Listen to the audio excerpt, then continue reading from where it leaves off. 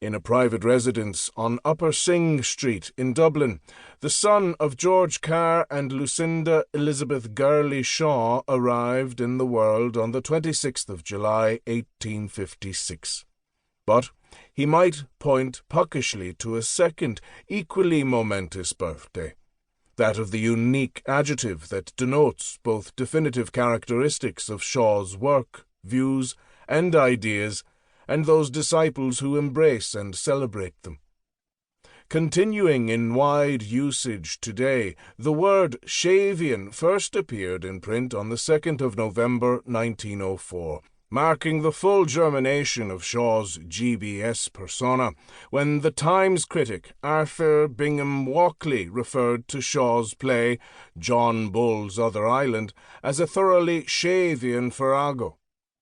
What it is to be Shavian, though, is itself often figured as paradox.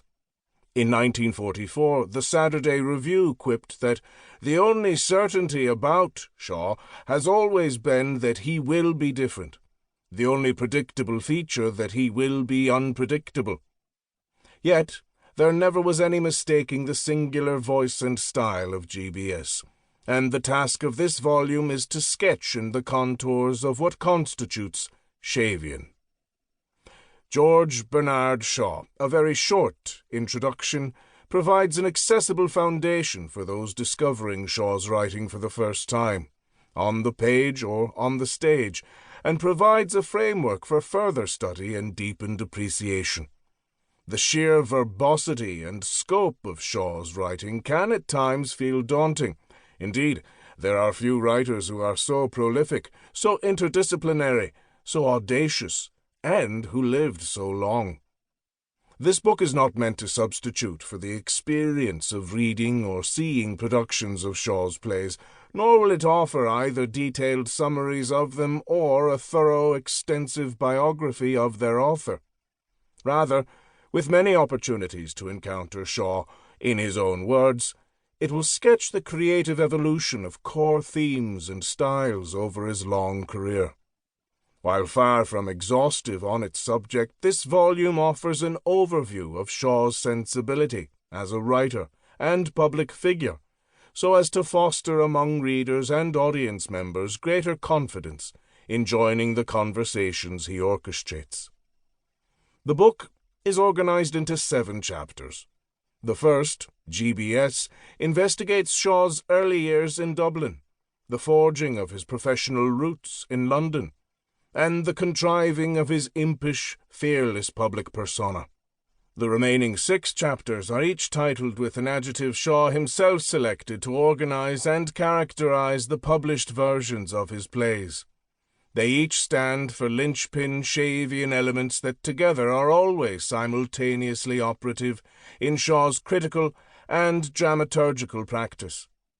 Both unpleasant and pleasant examine the first decade of his career as a dramatist, the 1890s.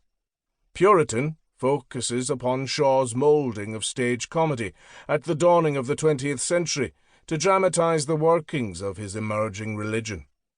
Political details a difficult time in the playwright's career, when his views about the First World War placed him intensely at odds with public opinion, but from which eventually emerge his greatest plays and highest accolades. Tracing the final phase of his dramaturgy, Extravagant attends to the ways in which his plays continue to experiment with dramatic form, as he looks for ways to recover his optimism in social progress amid the devastating effects of the war and economic depression. Lastly, Far-Fetched charts the contours of the end of Shaw's life and his own sense of his legacy. Fearlessly provocative on both existential and socio-political questions, Shaw, as GBS, went viral across international stages and screens, across the pages of newspapers and periodicals, and across the airwaves via radio and television.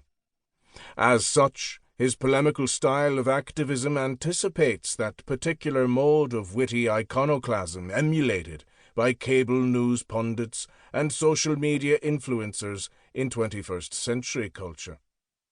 That his celebrity brand